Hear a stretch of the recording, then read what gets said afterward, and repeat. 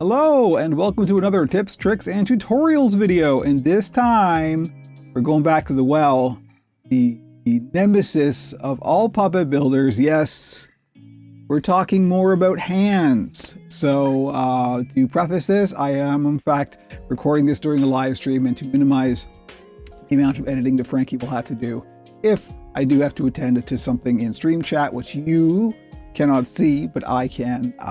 That's what's going to happen there. So just bear with me and I'll get back to the tutorial as soon as I possibly can. But what are we doing today? So we have talked about hands before.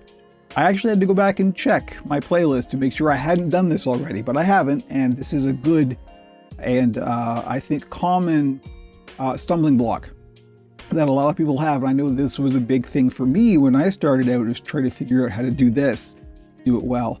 I've got a few tricks. So we will be talking about more hands. Last time we covered how to sew. So let's say you've done it. You've got your skin. You've got a hand or an arm.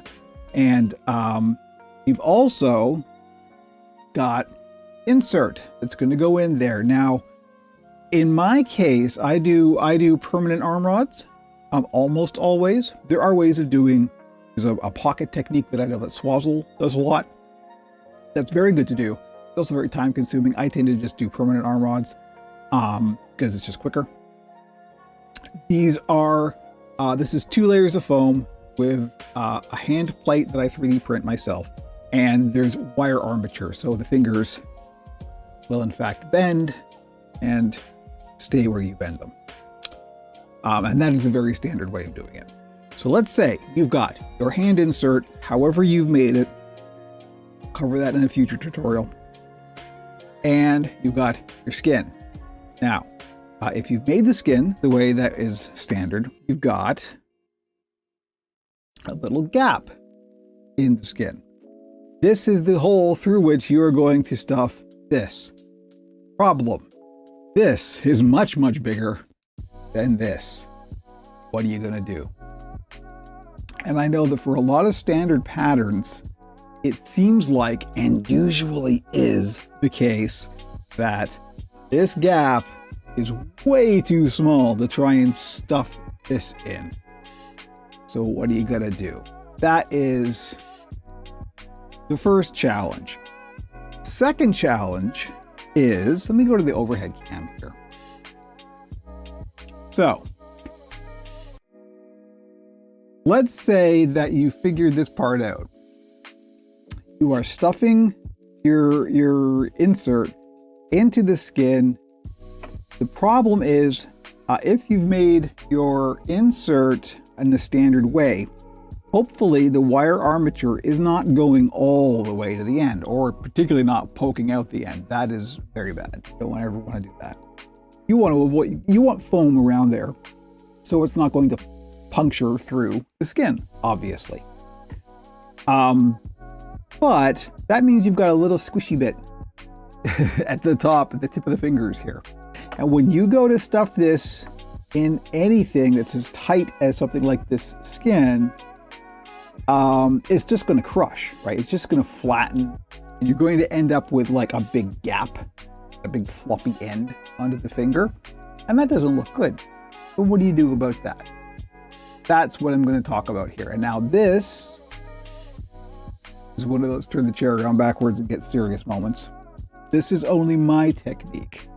I don't know if there's a standard technique for doing this kind of thing. There's another way of doing this entirely, FYI, and that is really obviously better, but it is also much, much slower. And that is to cut 2 pieces of fabric, lay that over, and then ladder stitch them closed while it's on the hand.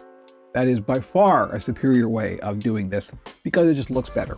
The seam is blended better. It is much less stressful. You are not going to have the crushing problem that you have trying to stuff this into a tube. It is also much, much slower, and you don't always have that kind of time.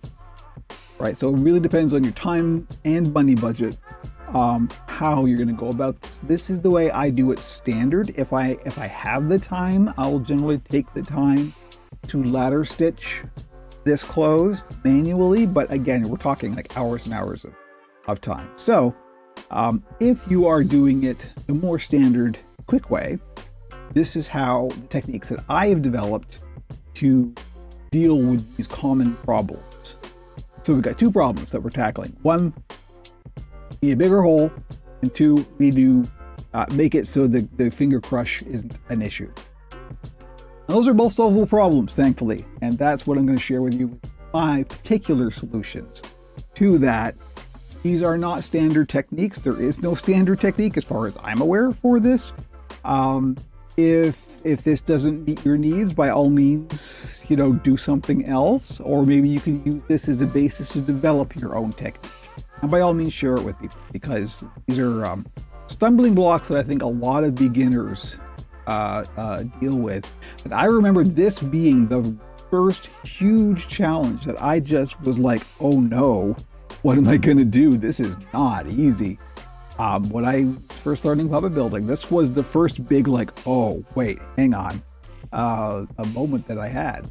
So that's why I think this is probably going to be a helpful tutorial video for somebody. So let's talk about the first problem first. Let's go to the close-up cam, and I'll show you what I do. I got the pattern out here because this is the standard pattern that I use for all three of these. And this just shows you, like, I don't really mark where the gap is. I just kind of sew it based on vibes at the time. So this gap is often, it feels right when I'm sewing it, but I often find that this is too small when the time comes. But stuff it. So if you're working from an existing pattern that has marked out where the gap is, or you're doing a vibe thing like me and you make it too small by accident, this is how to deal with that. So if this hole isn't big enough. The other thing is, there's no real reason to make this very small.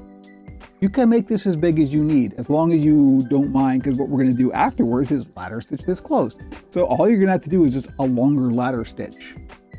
And the more room you have down here, the easier this is going to be, and the less traumatic and the less force you're going to need.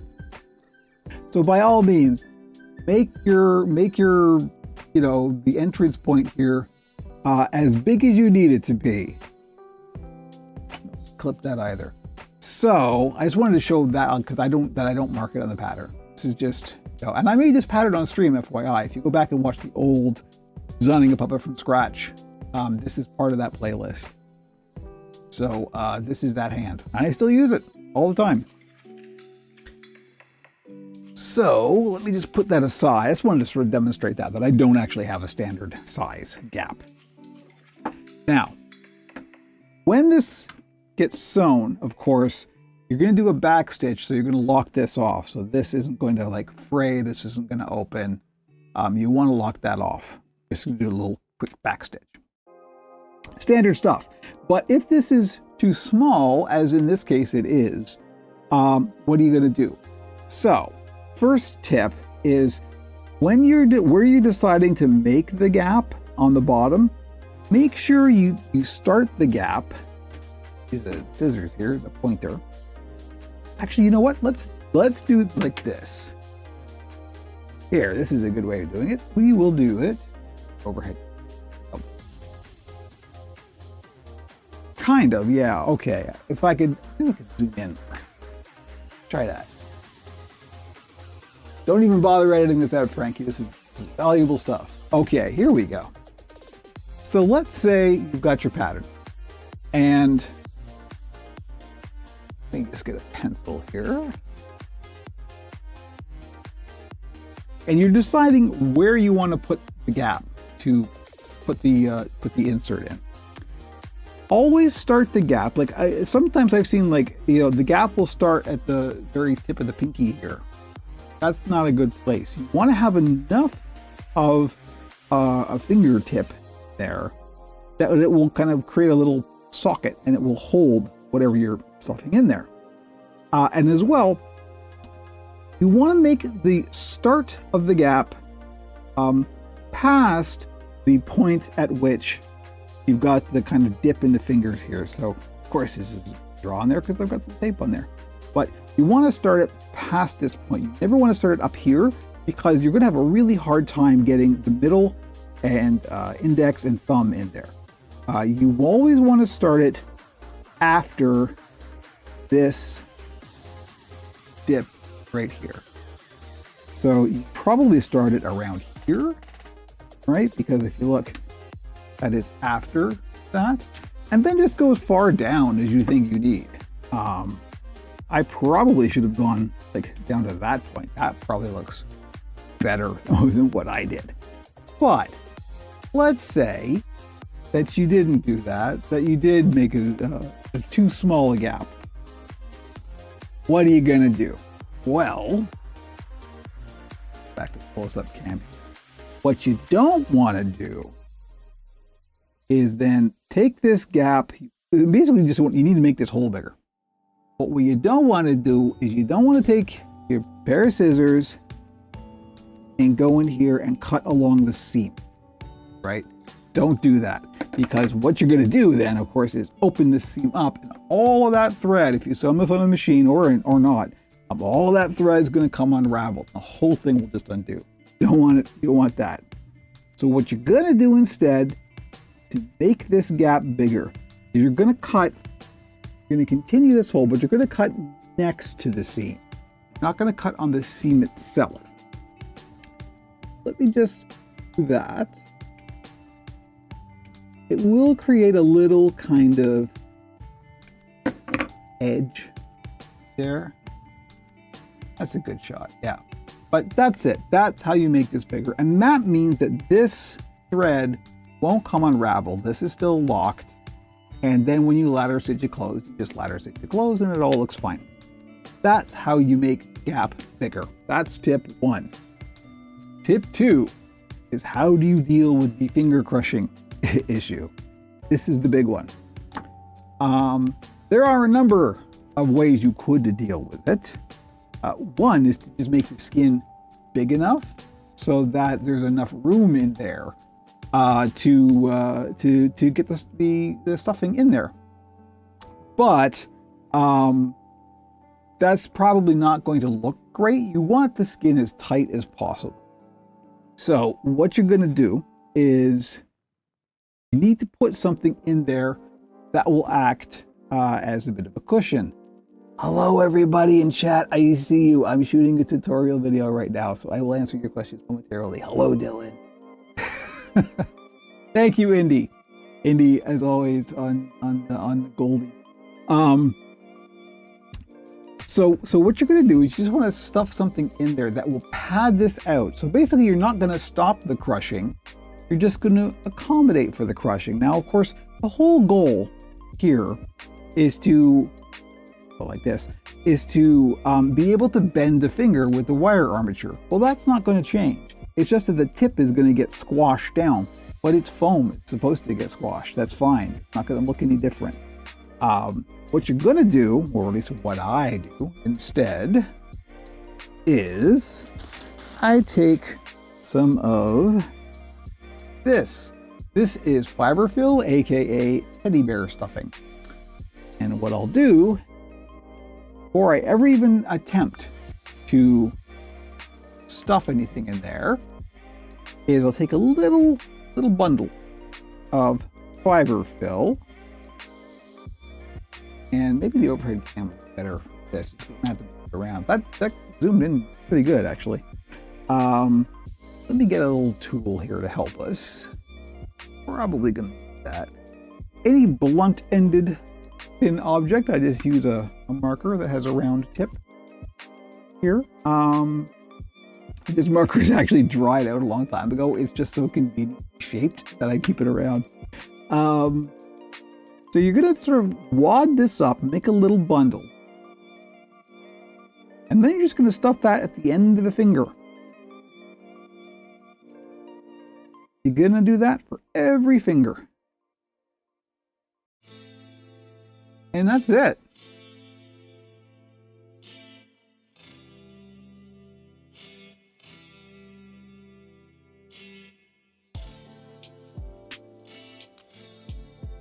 see Jojo had a recommendation for a tool for bending arm rods. I believe, would this be the tool? Because yes, it is a very good tool. You are correct. I'm not even going to edit that out. We'll cover that in a future video. But yeah, that's it. I basically just stuff a little bit of fiber fill, tips of the fingers. This will not affect the bending profile, as it were. It will still bend, just like normal, but this will compensate for the crushing of the fingertip.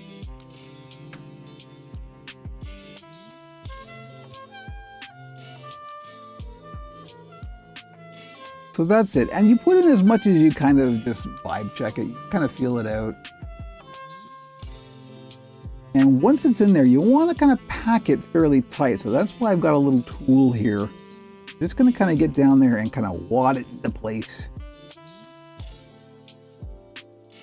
I keep thinking like you're loading a flintlock pistol or something, you know? Like I don't know why my brain immediately went to that, but I assume it's like that, or like a, you know, a cannon on a pirate ship or something.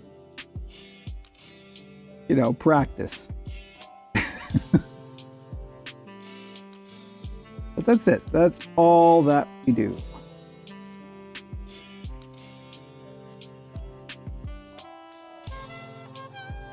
And it's going to look a little strange. It's going to look a little bulbous, of course, but it's because it is. That's good. You want that. You want to flesh this out.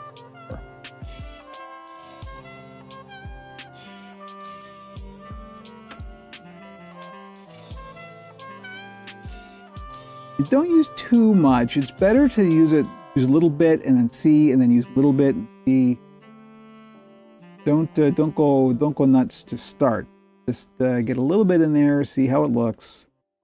You can't really predict how much it's going to crush, so just gonna have to deal with it. And remember, this stuff is soft, so it will compress too. So there we go. Now we've got some stuffing in the tip of each finger. And we went a fair distance down, as you can see. That about down to there is where stuffing is. So now we can start stuffing. So this is where it can still be a bit tricky. Hopefully you've got a big enough gap in here. It's okay to squeeze a little bit. You are going to have to apply some force. So hopefully you did this on a machine, and you can give it a little bit of a, you know, a little bit of a heft. But I always try and start. Don't worry about bending this out of shape, because if you've made this, you know, with wire armature, that's supposed to be bent out of shape and bent back into shape. So I'm going to start with the thumb.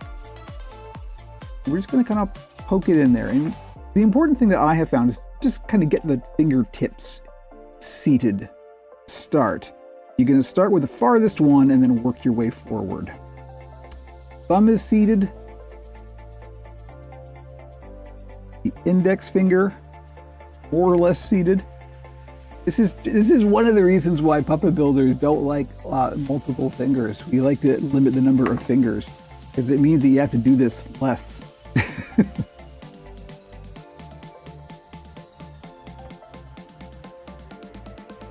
And we're going to get the middle one seated here. You can see the crushing already. You can see that starting to flatten out right there. That's what the tip is right here.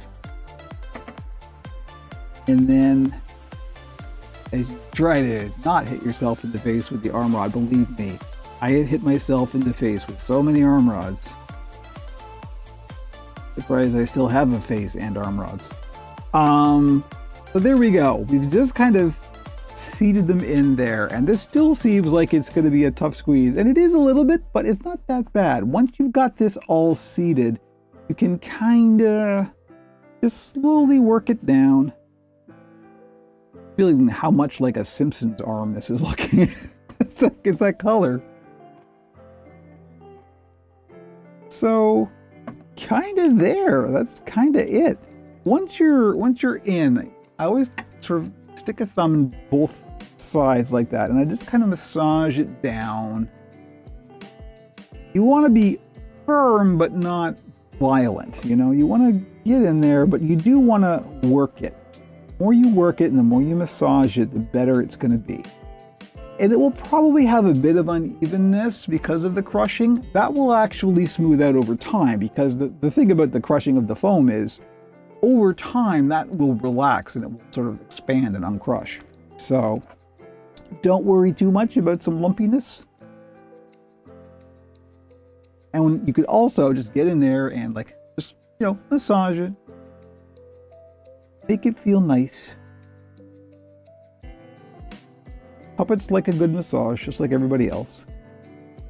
So there we go. And that is it. That is it. Congratulations, you have successfully put a puppet skin on a puppet hand insert. Now, the next part. What do you do about this? Right? Because you've got this big gap in here now.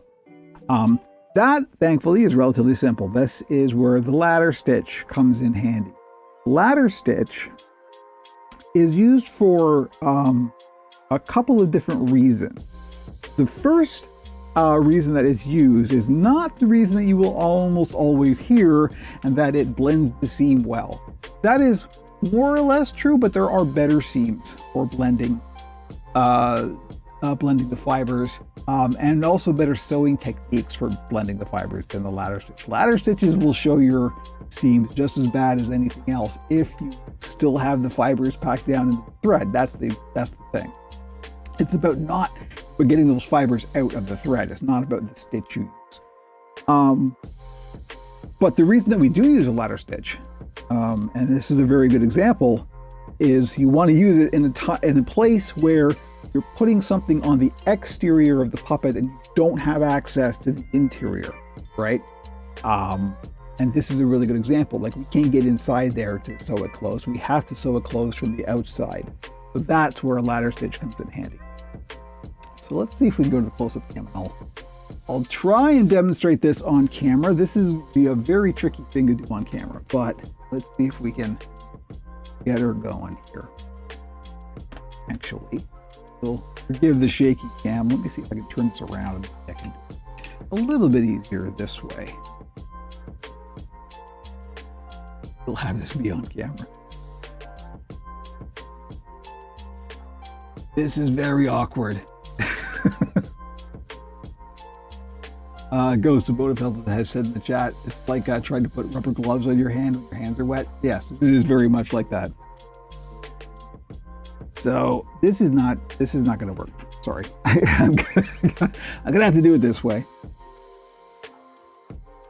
And I'll put it in and then I'll kind of show it, but I have to be able to see it obviously. That's the tricky part. So I've got some thread here already. One thing I have found to be very handy for doing this kind of thing, any ladder stitching, which we're doing on the outside, is to use a curved needle like this. This is just an upholstery needle. And this is very helpful because it will sort of help you maneuver and get around things. So the very first thing I'll do is I'll start by going in at the back end. So we're going to start at the back and work towards the front. And I'll just put it in the gap. I'll insert it over through one side first and pull it through. Got a knot in the end. And then we're just going to loop this around through.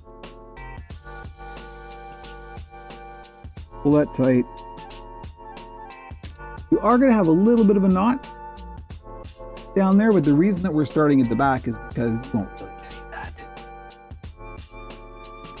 So then we just start our ladder stitch. So then we go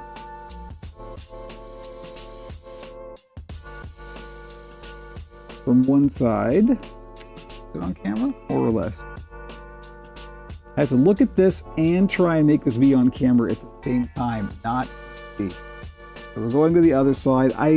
It's really tough to demonstrate stitches on camera. I learned it from the internet, from various sewing channel videos.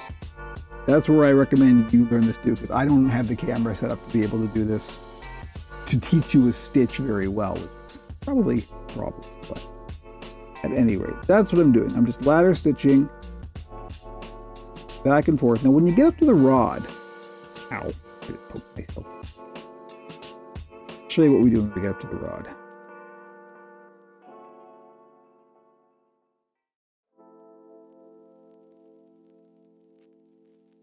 And I generally just try and, like, every few stitches, I'll sort of straighten this out and flatten it. This does take some time. It's a bit quicker when I can not be doing it on camera because it's more comfortable. But, you know, sacrifices I make. Okay, so let's say you're up to the rod. Usually what I'll do is at this point, you want to kind of strengthen it. So I'll throw in a few whip stitches. I'll just like go around and around and around on one side, ladder stitch it to the other side, do a few whip stitches, and that will kind of anchor it in place. I want to really kind of get it nice and tight. Sorry.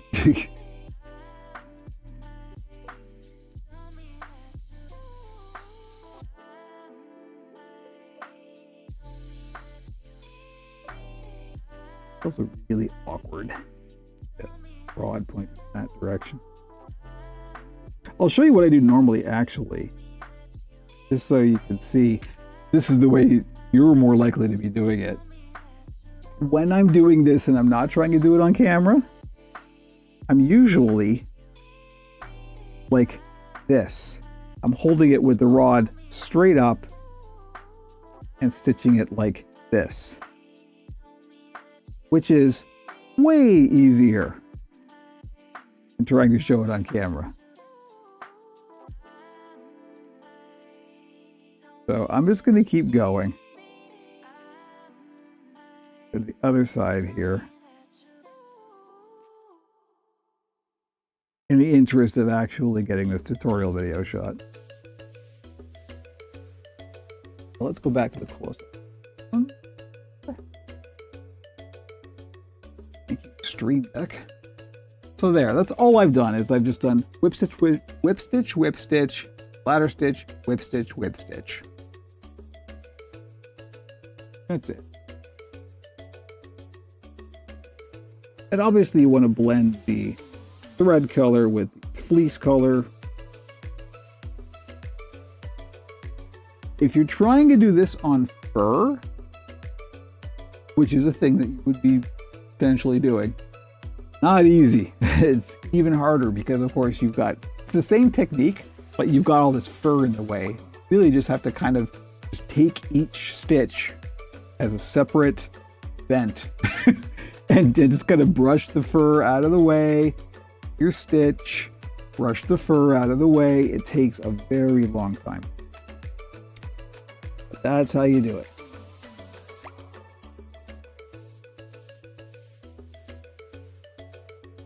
You have to be a bit careful with these because these are for a client build, so.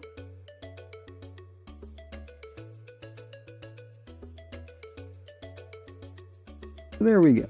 That's it. Just ladder stitching it closed all the way. So I think at this point I'll see about doing either getting Frankie to do either a clock wipe or a time lapse.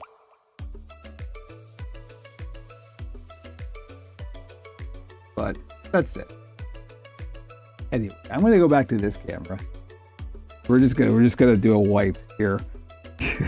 All right. Hopefully the time lapse or clock wipe is done, and we're going to go back to and we're going to finish this now. So here we go. We are closed up, and that looks pretty good. You know, you can't really. Sorry for the shake. You can't really see the seam. Once you get to the end, what I always do is I'll just throw some whip stitches in there. And then you just let it be. Don't worry about hiding the final stitch too much. It's more important that this stays closed and is strong. You are going to see the thread here. That is a fact of life. But because it's on the underside of the hand, chances are it's never really fixed. So doing 3 whip stitches, I believe, is like the industry standard. I'm not quite sure why. It's quite strong. So there we go. 3 whip stitches. Then I'm going to do 1 more and then tie it off.